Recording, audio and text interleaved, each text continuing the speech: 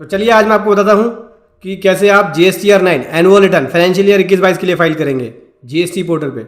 Simply आपको portal पे login कर लेना है और लॉगिन करने के बाद रिटर्न पे जाएंगे और यहाँ से एनुअल रिटर्न पे जाएंगे। ठीक है, फाइनेंशियल ईयर सेलेक्ट करेंगे। फाइनेंशियल ईयर 21-22 की अभी हम फाइल कर रहे हैं तो 21-22 ले लिया, सर्च पे क्लिक कर दिया। ठीक है, फाइनेंशियल ईयर 21-22 के लिए GSTR9 का जो फाइलिंग जो है वो शुरू हो चुका है, लेकिन GSTR9C को अभी आप फाइल नहीं कर पाएंगे क्योंकि GSTR9C के लिए जो ऑफलाइन टूल में बदलाव होना है वो अभी तक बदलाव नहीं किया है गवर्नमेंट ने। ठीक है, तो GSTR9 तो फाइल कर सकते हैं अभी फाइनेंशियल ईयर 21-22 के लिए, 9C के लिए अभी आपको इंतजार करना पड़ेगा। तो देखो, दो बातें ध्यान रखनी है। पहली बात, GSTR9 फाइल करके कभी भी आप इसको रिवाइज नहीं कर सकते। एक बार फाइल हो गई तो इसको आप रिवाइज नहीं कर पाएंगे। दूसरा, GSTR9 के अंदर जो ITC आएगा वो 15 जुलाई तक की डिटेल को उठाएगा। मतलब कि इनपुट अगर किसी सामने वाले पर्सन ने, सप्लायर ने आपके R1 में अगर उसने पिछले साल का इस साल कोई भी इनवॉइस दिखाएगा तो 15 जुलाई 22 तक अगर उसने उस इनवॉइस को डिक्लेयर किया होगा अपने R1 में या IFF के अंदर या GSTR5 के अंदर, तभी वो उस तरह की ITC की डिटेल आपको 9 में ऑटो पॉपुलेटेड होकर दिखेगी। ठीक है, चलिए प्रिपेयर ऑनलाइन पे क्लिक करेंगे और यहाँ से जो फॉर्म है GSTR9 का एनुअल रिटर्न का फॉर्म ओपन होगा। नील फाइल करना चाहते हैं तो यस पे क्लिक करके नील की फाइलिंग कर सकते हैं, लेकिन नील को भी फाइलिंग करने की कुछ कंडीशन है। ये कंडीशन देख सकते हैं। पहली कंडीशन ये कि कोई भी इनवर्ड या आउटवर्ड सप्लाई ना हो। दूसरा, कोई भी आपने गुड्स या सर्विसेज रिसीव ना किया हो, कोई अदर लाइबिलिटी ना हो, कोई ITC क्लेम ना हो, कोई रिफंड ना हो या कोई डिमांड ना हो, तभी आप नील फाइल कर सकते हैं। ये कंडीशन सेटिस्फाइड कर देंगे तब आप नील वाली 9 को एनुअल रिटर्न को फाइल कर सकते हैं। लेकिन मेरे पास ट्रांजैक्शन है इसलिए मैं नील को फाइल नहीं कर पाऊंगा, इसलिए नो पे टिक कर दिया। अब नेक्स्ट पे क्लिक करेंगे। नेक्स्ट पे क्लिक करने के बाद form GSTR9 annual return open हो जाएगा। देख सकते हैं ये है एनुअल रिटर्न। यहाँ पे आपको कुछ PDF मिल जाते हैं जो कि 9 को फाइलिंग करने में हेल्प करता है। जैसे सिस्टम जनरेटेड 9 आपको यहाँ मिलेगा, इसे डाउनलोड करके चेक कर सकते हैं। इस पर क्लिक करेंगे, इसका PDF फॉर्म डाउनलोड हो जाएगा। देख सकते हैं यह है इसका PDF फॉर्म। इसके अंदर आपको बताएगा कि कौन कौन सी टेबल में कहाँ कहाँ सप्लाई आ रही है। साथ ही साथ एनुअल GSTR1 डाउनलोड हो जाएगा कि पूरे साल आपने R1 में कितनी सेल दिखाई, क्या टैक्स लाइबिलिटी है, HSN कोड क्या है, कितनी सप्लाई आपने HSN में दिखाई, ये सारी डिटेल। अगला, आप यहाँ से GSTR3B एनुअल डाउनलोड कर पाएंगे। एनुअली आपने GSTR3B के अंदर टैक्स लाइबिलिटी क्या दिखाई, क्या इनपुट एस क्रेडिट क्लेम किया, क्या रिवर्सल किया, तो उसकी डिटेल भी आपको यहाँ देखने को मिलेगी। अभी GST पोर्टल पे आएंगे और यहाँ पे एक टेबल और मिलता है, टेबल 8A। इसको डाउनलोड कर लेंगे तो जो इनवॉइस वाइज डिटेल है ITC की, जो 2A के अंदर इनपुट होता है वो टेबल 8A के GSTR9 में आता है। तो टेबल 8A का जो डॉक्यूमेंट है वो आपको इनवॉइस वाइज एक्सेल में दिख जाएगा। इस जिप फाइल को एक्सट्रैक्ट करके आप चेक कर सकते हैं। अभी हम बात करते हैं टेबल नंबर 4 पे। टेबल नंबर 4 किसके लिए होता है? यहाँ पे अपनी आउटवर्ड सप्लाई की डिटेल दिखा जिसके ऊपर आपका टैक्स पेबल बना है, जैसे B2B supply, B2C supply, export वाली supply, SEZ supply, deemed export वाली सप्लाई। अभी देखो मेरे पास यहाँ पे B2C सप्लाई तो एक भी नहीं है, लेकिन यहाँ पे B2B सप्लाई है। देख सकते हैं ये है B2B सप्लाई, ये इसका IGST, CGST और SGST। टोटल सेल ही मैंने ये पूरे साल दिखाई। ठीक है, B2B वाली। आपकी B2C वाली होती तो यहाँ आ जाता। इससे रिलेटेड अगर कोई क्रेडिट नोट, डेबिट नोट होता तो यहाँ पे ऑटोमेटिक आ जाता। तो मेरे केस में नहीं है, मेरी टोटल सेल ही आ गई। ठीक है, अभी क्या करना है, सेव पे क्लिक करना है, ओके करना है, बैक टू GSTR9 पे क्लिक करेंगे। टेबल नंबर 4 ओके है हमारी। टेबल नंबर 5 की बात करें तो इसमें वो वाली सप्लाई आती है जिसके ऊपर टैक्स पेबल नहीं बना, जैसे एक्सपोर्ट वाली supply without payment of tax, SEZ supply without payment of tax. ठीक है, exempt supply, nil rated supply, non GST supply. ठीक है, इसमें कुछ टेबल ऑप्शनल भी हैं, तो आपको जानना है कि कौन सी टेबल ऑप्शनल है तो आप मेरी पुरानी वीडियो जाके देखो, चैनल पे बता दिया है कि 21-22 के लिए कौन कौन सी टेबल मैंडेटरी है और कौन सी ऑप्शनल है। उस वीडियो को जाके जरूर देखें 9 को फाइल करने से पहले। तो इस तरह की डिटेल मेरे पास नहीं है, मेरे केस में नहीं है यहाँ पे। तो जो मेरी टोटल सेल निकल के आई वो ये आ गई। देख सकते हैं 132,725 और इसके ऊपर ये I और ये C और S बन गया। अभी सेव पे क्लिक करेंगे, ओके कर देंगे। बैक टू GSTR9 पे आएंगे, ये दोनों कॉलम ओके कर दिया हमने, ये दोनों टेबल हमारी ओके हो गई, नंबर 4 और नंबर 5। अब बात करते हैं नंबर 6 की। यहाँ पे डिटेल आती है ITC से रिलेटेड, जो भी ड्यूरिंग द फाइनेंशियल ईयर आपने ITC अवेल किया उसकी डिटेल आएगी। तो पहले 6 के A के अंदर जो डिटेल आती है वो 3B से उठ के आती है। जो भी 3B फाइल किया आपने, जितना भी आपने इनपुट क्रेडिट लिया, टेबल 4A का पूरा डाटा उठ के आ जाता है कि I में कितना क्लेम किया, C में कितना, S में कितना किया। अभी इसी इनपुट का आपको यहाँ पे बाइफरकेशन देना होता है। इस इनपुट में से इनपुट सर्विस कितना है, कैपिटल गुड्स का आईटीसी कितना है या इनपुट का आईटीसी कितना है। ठीक है, तो सबसे पहला आ गया इनवर्ट सप्लाई वाला, जो नॉर्मल सप्लाई हमारी इनवर्ट है B2B वाली, अदर देन इम्पोर्ट वाली और रिवर्स चार्ज वाली। तो इसी के अंदर मैं यहाँ पे बाइफरकेशन दूंगा। अब यहाँ पे ऑप्शन ये होता है कि ये जो आईटीसी लिया है इसमें से कैपिटल गुड्स, इनपुट सर्विस और इनपुट का बाइफरकेशन दे दो। और यहाँ पे सरकार ने ये ऑप्शनल कर दिया है, आप चाहे तो कैपिटल गुड्स का बाइफरकेशन सेपरेटली दो और इनपुट सर्विस और इनपुट का इकट्ठे इनपुट वाले रो में कर सकते हो। ठीक है, तो मेरे केस में तो कैपिटल गुड्स का है नहीं, तो मैं ऊपर वाले रो में ही इनपुट सर्विस और इनपुट का दोनों का बाइफरकेशन दे रहा हूँ। तो ये जो इनपुट है आईजीएसटी वो पूरा का पूरा इनपुट से रिलेटेड है, ये जो आईटीसी है इनपुट से रिलेटेड है। सीजीएसटी भी सेम है, तो मैं इसी कॉलम में रिपोर्ट कर रहा हूँ। अगर कोई कैपिटल गुड्स का आपका रहता है तो आपको अलग से देना पड़ेगा, ध्यान रखना, या फिर सभी का बाइफरकेशन अलग से दे सकते हैं। इसके लिए भी उस वीडियो के अंदर मैंने बताया है, तो मैं बार बार कह रहा हूँ पुरानी वीडियो को जाके जरूर देखो ताकि आपको फाइलिंग में प्रॉब्लम ना आए। देखो ये हमने यहाँ पे बाइफरकेशन दे दिया, जो भी इनपुट लिया था उसका बाइफरकेशन यहाँ पे हमने दिया। ठीक है, अगर कोई डिफरेंस होता तो यहाँ दिख जाता है, यहाँ हमारा कोई भी डिफरेंस नहीं है। ठीक है, ये नेट आईटीसी हमने अवेल किया। अभी क्या करना है, सेव वाले बटन पे क्लिक करना है, ओके कर देंगे, बैक टू GSTR 9 पे क्लिक करेंगे। यहाँ पे बाइफरकेशन आपको अलग अलग सप्लाई की देनी होती है। अगर RCM की सप्लाई की बाइफरकेशन है तो आपको यहाँ पे देनी होगी अनरजिस्टर्ड पर्सन से, और रजिस्टर्ड पर्सन से तो यहाँ पे। इम्पोर्ट ऑफ गुड्स का है तो यहाँ पे आपको आईटीसी का बाइफरकेशन देना होगा, तो अपने अकॉर्डिंग आपको यहाँ पे देना होगा, इस हिसाब से आप बाइफरकेशन दे देना। अभी बैक टू GSTR 9 पे क्लिक करेंगे, हमारी 3 टेबलें कंप्लीट हो गई ऊपर की, 4, 5, 6। अभी बात करते हैं टेबल नंबर 7 के बारे में। तो ड्यूरिंग द फाइनेंशियल ईयर अगर आपने कोई भी रिवर्सल किया है उसकी डिटेल आपको देनी होगी रूल वाइज, जैसे कि रूल 37 के हिसाब से 39, 42 और 43। सेक्शन 17 सबसेक्शन 5 का ब्लॉक क्रेडिट का है, ट्रेन 1 ट्रेन 2 का है, तो इसमें भी ऑप्शनल कर दिया। आप चाहे तो टेबल 7A से लेके E तक की डिटेल H में दे सकते हैं। ठीक है, या फिर आप सेपरेटली रिपोर्ट कर सकते हैं, लेकिन ट्रेन 1 और ट्रेन 2 का जो बाइफरकेशन है उसकी रिपोर्टिंग जो है वो आपको अलग अलग देनी होगी सेपरेटली, ये मैंडेटरी है। तो यहाँ पे आपको ऑप्शन मिल जाता है। बैक टू GSTR 9 पे क्लिक करेंगे, टेबल नंबर 7 हो गया। अब हम बात करते हैं टेबल नंबर 8 के बारे में। टेबल नंबर 8 में किसकी डिटेल आती है, ये 2A से उठ के आता है। देखो ये 2A से उठ के आ गया। अभी यहाँ पे देख सकते हैं ये इतना इनपुट नेगेटिव में है और मैंने इतना अवेल कर लिया है। CGST में ये है, SGST में ये है, और मैंने देख सकते हैं यहाँ पे इतना अवेल किया है। इसका मतलब क्या हुआ, इसका मतलब ये हुआ कि ये जो मैंने इनपुट अवेल किया है ये एक्स्ट्रा अवेल कर लिया गया है मेरे द्वारा। ठीक है, क्योंकि 2A में तो कम है लेकिन 3B में ज़्यादा क्लेम कर लिया है। अब ऐसे में क्या होगा, ऐसे में यहाँ पे या तो आप इनपुट एज क्रेडिट का जो भी आपने एक्स्ट्रा अवेल किया अपने 3B के अंदर रिवर्सल करो, ठीक है, या फिर इसको पे करो, DRC 03 का यूज़ करके पे करो।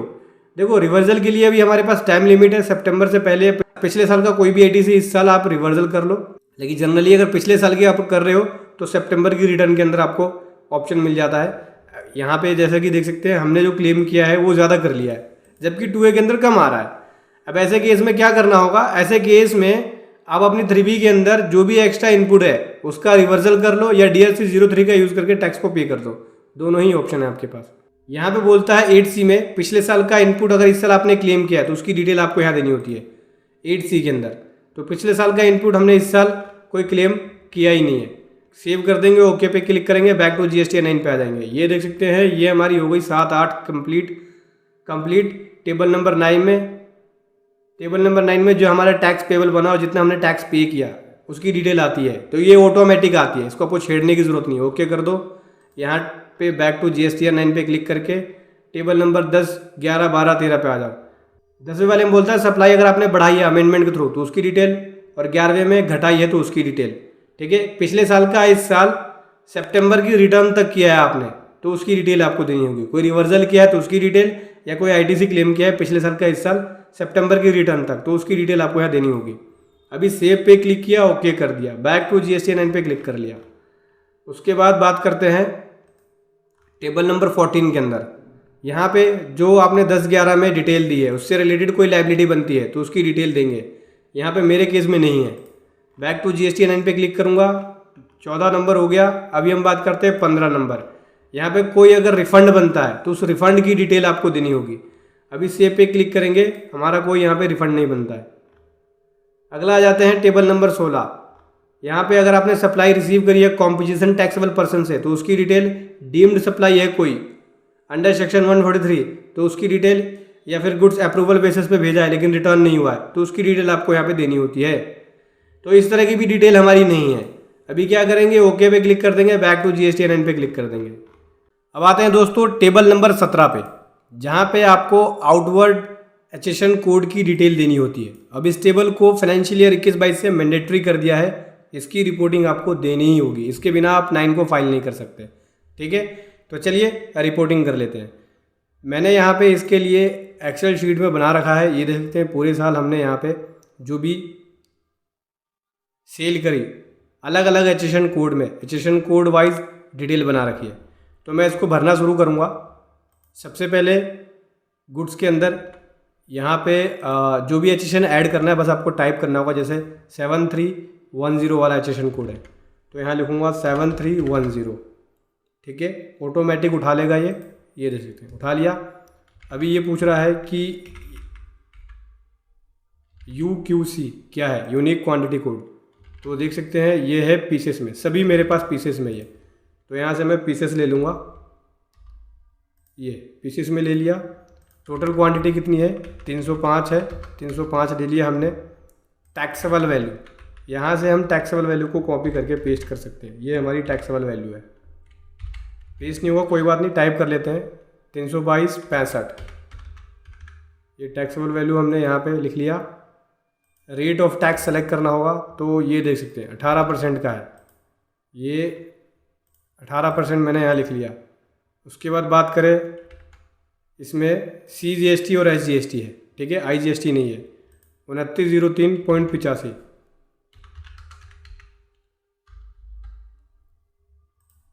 2903.85, ठीक है, CGST है और SGST भी सेम इतना ही है, 2903.85। बड़े ही ध्यान से रिपोर्ट करना, नहीं तो वो वैलिडेशन उसका फेल हो जाएगा। सारी डिटेल हमने भर दी। अभी क्या करना है, ऐड पे क्लिक करना है। देख सकते हैं ये एचेशन ऐड में चला गया, ये एचेशन कोड ऐड हो गया। अभी अगले एचेशन कोड को ऐड करेंगे। ठीक है, अगला एचेशन कोड है 7316, 7316 लिखा हमने यहाँ पे, और ये पहला ही एचेशन कोड है, इससे रिलेटेड है। यहाँ पे डिटेल भरनी पड़ेगी, पीसीस में होता है, बताया था मैंने आपको, पीसीस में है हमारी सारी क्वांटिटी, पीसीस में ले लिया। टोटल क्वांटिटी कितना है इसमें, 900 ले लिया, और रेट 18%। ठीक है, टैक्सेबल वैल्यू है यहाँ पे 31,000, तो यहाँ से मैं टैक्सेबल वैल्यू 31,000 रुपये ले रहा हूँ। और इसमें भी IGST नहीं है, सभी हमारा C और S है, 2790, 2790, तो 2790 यहाँ लिख लिया हमने, और ये भी 2790 है, ये लिख लिया। Cess 0, IGST 0। अभी ऐड पे क्लिक करेंगे। 2 एचेशन कोड ऐड कर दिया हमने, इसकी मार्किंग कर ली मैंने यहाँ पे। अगला है एचेशन कोड 7318, तो 7318 मैंने लिख लिया यहाँ पे। ठीक है, नीचे आ जाएंगे, ये भी पीसीस में है। ये एचेशन कोड भरना ही पड़ेगा आपको, बिना इसके आप फाइल नहीं कर सकते। ठीक है, अगर आप फाइल करने जाएंगे तो एरर मार देगा, इसलिए बड़े ही ध्यान से और बारीकी से एचेशन कोड का जो टोटल है, जितनी आपने सेल दिखाई उसके हिसाब से मैच होना चाहिए। अगर आपने ऐसा नहीं किया तो नोटिस भी आ सकता है आपके पास, क्योंकि जो चीज़ें मैंडेटरी है वो भरना ही पड़ेगा। 12,250 लिख लिया, इसका रेट आ गया 18%, और ये IGST की बात करूँ तो 0 है।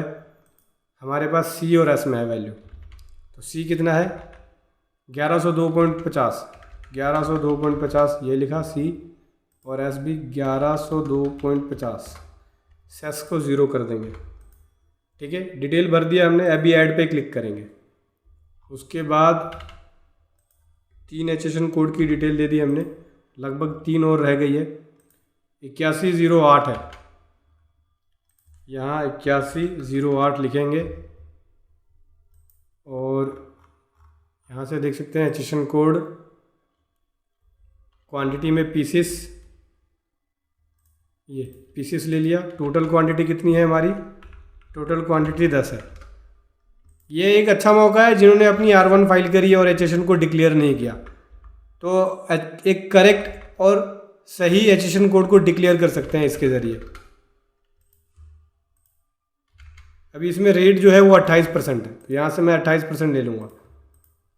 IGST नहीं है, इसमें भी C और S है, तो C में कितना है ये देख सकते हैं 168 रुपये, और S में भी 168 रुपये। कई लोग ये भी बोल रहे होंगे कि R1 से ऑटोमेटिक आना चाहिए था, इसको मैनुअल ना भरे। तो दोस्तों देखो क्या है, अगर R1 से ऑटोमेटिक आता, R1 में आपने गलत एचेशन कोड दिखाया है तो आप रेक्टिफाई नहीं कर पाओगे, और जबकि एनुअल रिटर्न के अंदर आप सही एचेशन कोड दिखा के अपनी सही एचेशन कोड वाली सेल को भी डिक्लेयर कर सकते हैं कि हाँ मेरी ये एक करेक्ट एचेशन कोड वाली ये है। तो इसलिए यहाँ पे मैनुअल का ऑप्शन नहीं है। शायद हो सकता है कि भविष्य में आ जाए ऑटोमेटिक उठ के, और साथ में मैनुअल भी ओवरराइड कर सके GST पोर्टल पे, तब आप कर सकते हो। अभी क्वांटिटी की बात करें तो टोटल क्वांटिटी 25 है इसमें, और टैक्सेबल वैल्यू की बात करूँ तो ये है टैक्सेबल वैल्यू 6110। ये 6110 यहाँ से लिख लिया हमने, 855 रुपये 40 पैसा, 855 रुपये 40 पैसा C है, और इतना ही S है, ये लिख दिया हमने। इंट्रीगेटेड 0 सेस 0, ठीक है। अभी ऐड पे क्लिक करेंगे। अच्छा ये नहीं लिया हमने, कितने परसेंट का रेट है 28% का, ठीक है। अभी ऐड पे क्लिक कर दिया। लगभग एक एचेशन कोड और रह गया मेरा, 87081010 है, 87081010। चलो कोई दिक्कत नहीं है, अभी हम अलग से रिपोर्ट कर देते हैं 87081010, इसी में रिपोर्ट कर रहा हूँ मैं। टोटल क्वांटिटी कितनी हो गई, ये हो गया 1450। और पीसेस की बात करें तो ये हो गया पीसेस। टैक्सेबल वैल्यू की बात करें तो 49,900, IGST 0। C की बात करूँ तो C है, इसमें IGST है, इसमें IGST है हमारे पास 8288, और CGST है इसके अंदर 2842। टैक्स रेट है इसका 28%, ठीक है। सेस 0 है।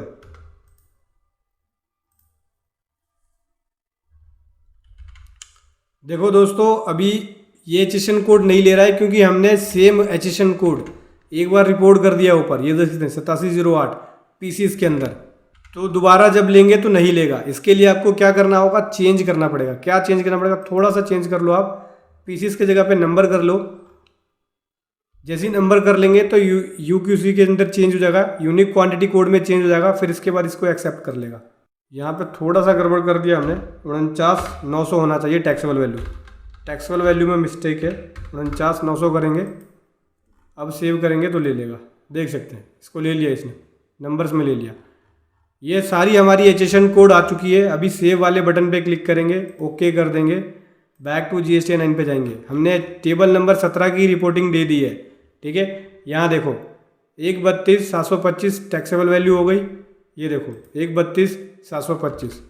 IGST 8288, CGST 10,661, ये देखो।